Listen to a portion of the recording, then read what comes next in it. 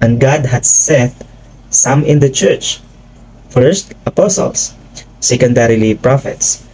Thirdly, teachers. So, klarong-klaro na sa simbahan ni Jesus Christ, meron palang mga apostles.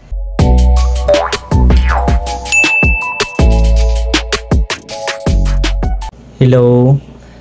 Ngayon, pag-uusapan natin ang isang tanong na ano nga ba ang paniniwala ng mga Latter-day Saints pagdating sa mga propeta or prophets. Sa Amos chapter 3 verse 7, sinabi doon, "Surely the Lord God will do nothing, but He revealeth His secrets unto His servants, the prophets." Sa verse po na ito sa Old Testament, sa Book of Amos, sinabi diyan na wala nang ibang ginawa, ang Diyos o ang Panginoon, but He revealed. Ibig sabihin, ipinapahayag niya ang kanyang mga kalooban o mga sikreto sa kanyang mga servants. Servants or ang tawag yan, mga leaders niya sa simbahan, sa pamamagitan ng mga propeta.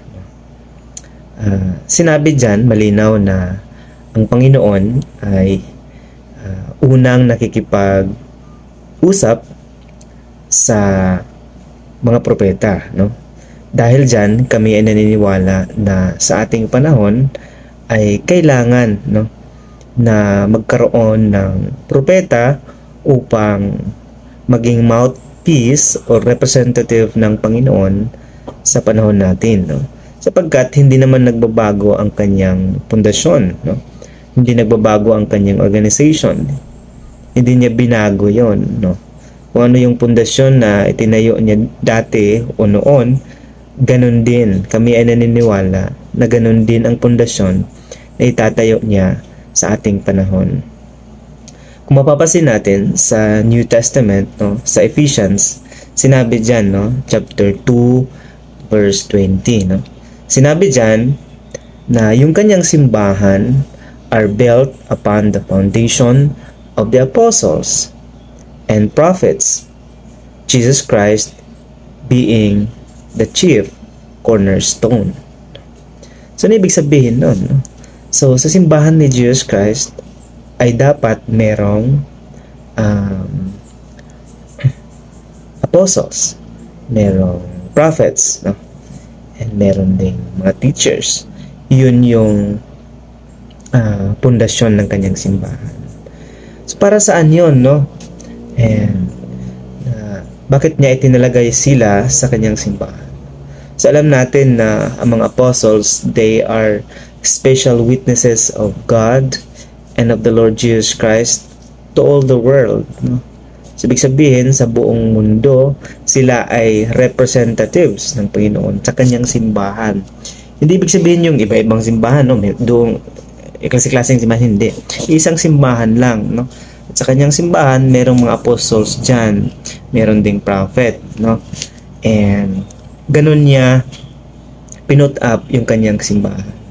So, kaya nga meron tayong tinatawag na articles of faith, na kung saan kami naniniwala na kung ano yung organization ng simbahan niya noon, dapat ganun din sa ngayon, We believe na it was existed before, Ang simbahan na the Church of Jesus Christ of Latter-day Saints, kami naniniwala this is Jesus Christ primitive church restored in our time. So, kami naniniwala din dahil sinabi din sa 1 Corinthians chapter 12 verse 28 dyan sa scriptures na kung babasahin natin, nakalagay dyan, "And God hath set some in the church, first apostles, secondarily prophets, thirdly teachers." So, klarong-klaro na sa simbahan ni Jesus Christ, meron palang mga apostles. So, yun yung first. Second, kailangan ng mga prophets. And then teachers, o yung mga leaders ng simbahan. So, ibig sabihin, hindi pwede na ang simbahan ni Jesus Christ ay baguhin ng sino man. Kung ano ang kanyang ipinut up before, ganun din dapat ang organization ng kanyang simbahan, no, sa panahon natin. Sa Ephesians chapter 4 verse 11, ganito pinut up ni Jesus Christ ang kanyang simbahan.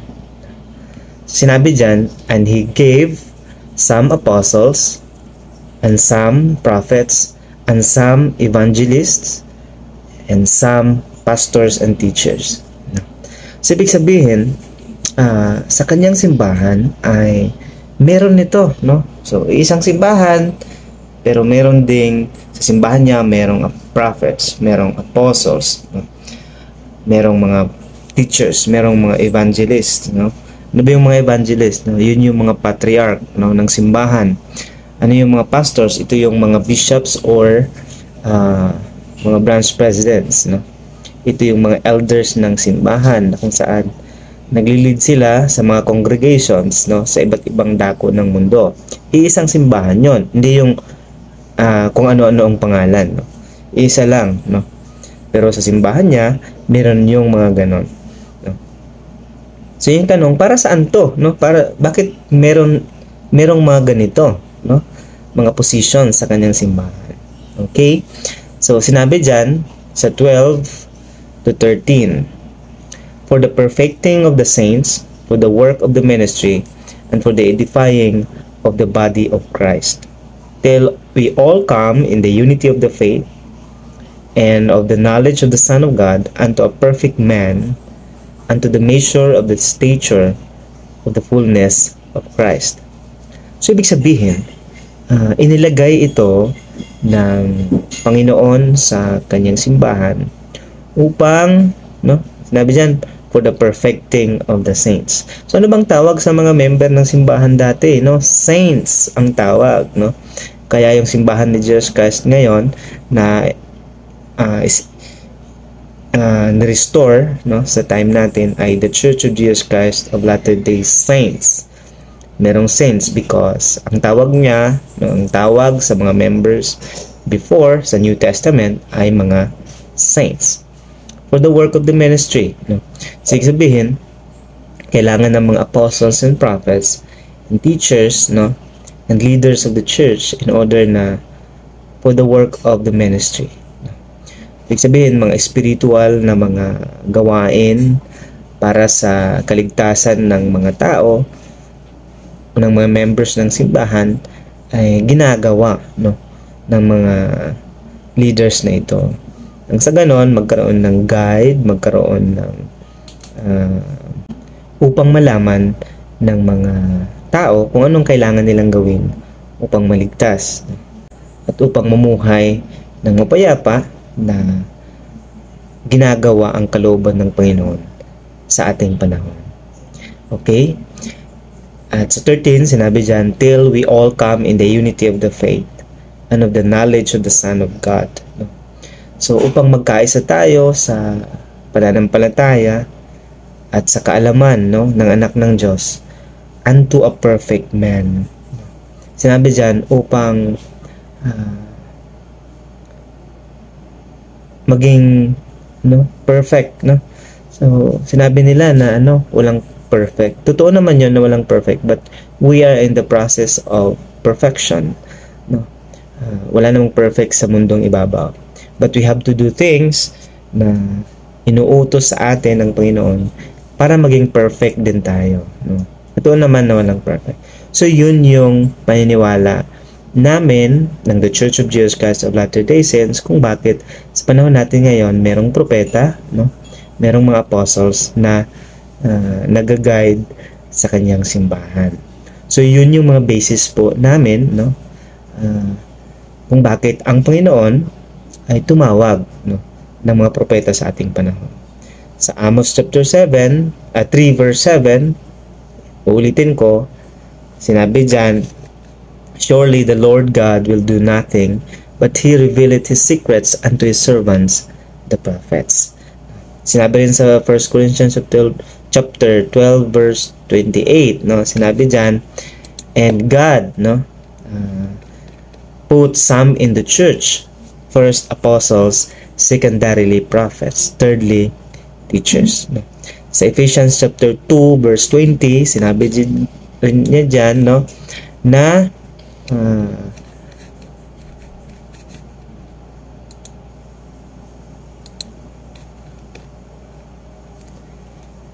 na ang kanyang simbahan and are built upon the foundation of the apostles and prophets, and Jesus Christ being the chief cornerstone.